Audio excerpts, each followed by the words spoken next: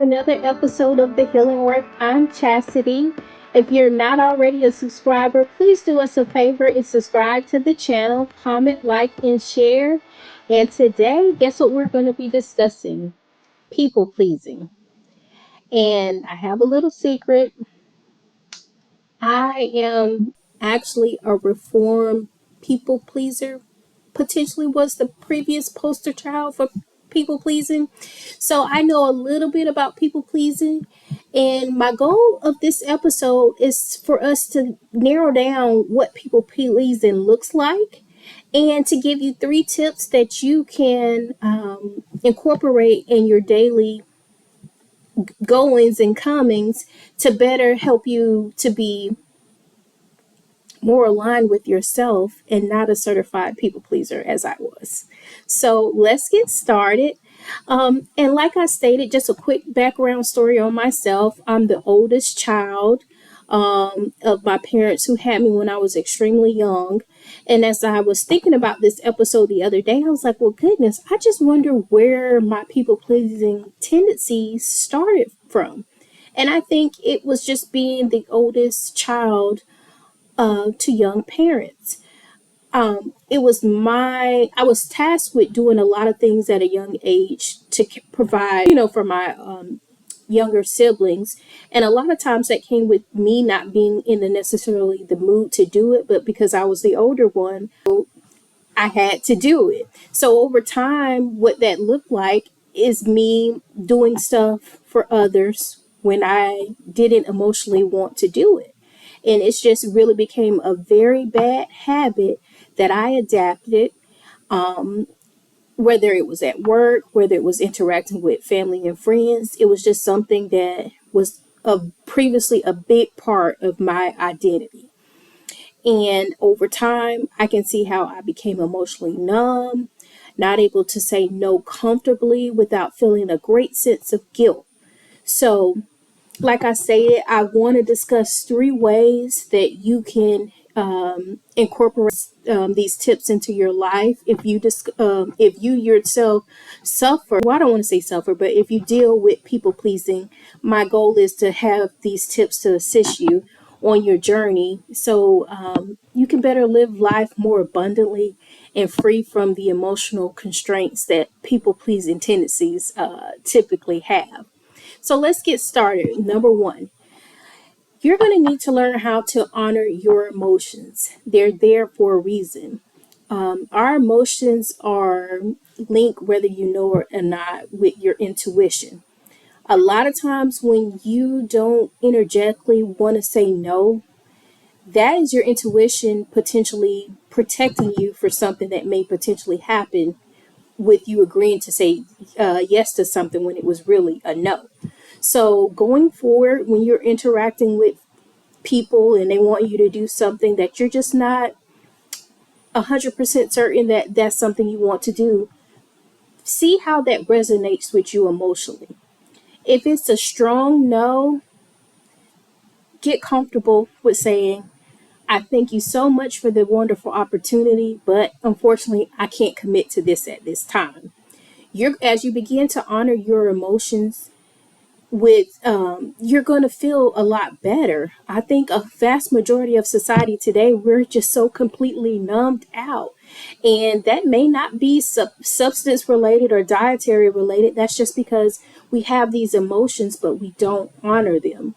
And if you're a people pleaser, that's you not honoring them, honoring your emotions in favor of others. So that's one way. Number 2, you have to learn how to set boundaries. I don't know about you, but most days, I feel like I'm literally on a hamster wheel, just constantly going, and time is going fast. So if you are a people pleaser and if you don't know how to set boundaries, this will look like you overcommitting to events, tasks, phone conversations, or whatever, when you don't necessarily have the availability in your schedule to do so, or you just simply don't want to do it at all. And what happens, you'll go and you'll show up and you're not fully there. So, in essence, it's still a waste of time because you didn't emotionally feel like it was important for you to be there, but you went. You didn't have a good time because you didn't want to go. Or you you just don't know how to assert yourself in situations, and this can be in confrontational situations.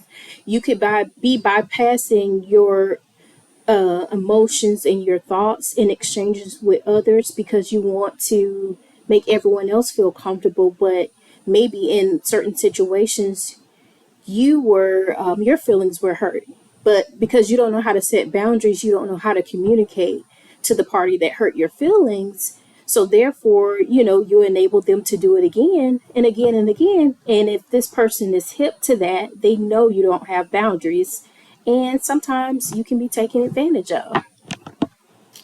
Let's see here. And the last one, you have to learn how to unpack your fears. And I know personally for me, a lot of the times when I was people pleasing, it was because I was so afraid to say no. In some cases, what this would look like, it would be me being offered opportunities that may seem okay and great to other people, but for me, it was just either I don't really want to do this, or I want to do this, but maybe not right now. But me being afraid to tell that person no because didn't want to let them down. So you have to think, why am I afraid of telling someone else no? When in essence, I'm going to be the one responsible for fulfilling my end of the commitment. And if I'm committing to something and it's not a strong yes, I'm not going to show up in the best way that I need to, because energetically I'm just not, it's not aligned with me. So you definitely have to begin to figure out what, in you saying overcommitting yourself to the people, things, and situations, what is the reasoning why you're doing it? If it's associated with fears, begin to journal those fears. I'm afraid to say no because I'm concerned on how it will be perceived. Why are you concerned in the way that it's perceived? Everyone's entitled to show up how they want to show up. And if you're a certified people pleaser and you continuously bypass your feelings and emotions and interactions with others, can you really say that you're showing up authentically? You can't. I know I wasn't. And people pleasing, a lot of times you're adapting to external surroundings. Some of the behaviors, excuse me, and thoughts that you're having, they're not energetically aligned because you're adapting to the needs of everyone else but yourself. So, like I said, once again, this episode was just a brief episode on people pleasing. If you're a people pleaser, I've been there, I've done that. Like I stated, begin to work on honoring your emotions, setting boundaries, and unpacking any fears that you may have surrounding people pleasing.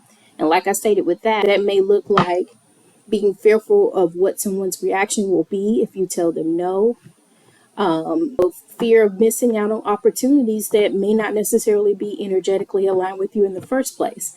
So those are just some tips that I hope that are so helpful for those of us that are those of us that have a hard time people pleasing others in exchange for others. So thank you so much for watching. Subscribe, like, and share, and for another episode of The Thank you.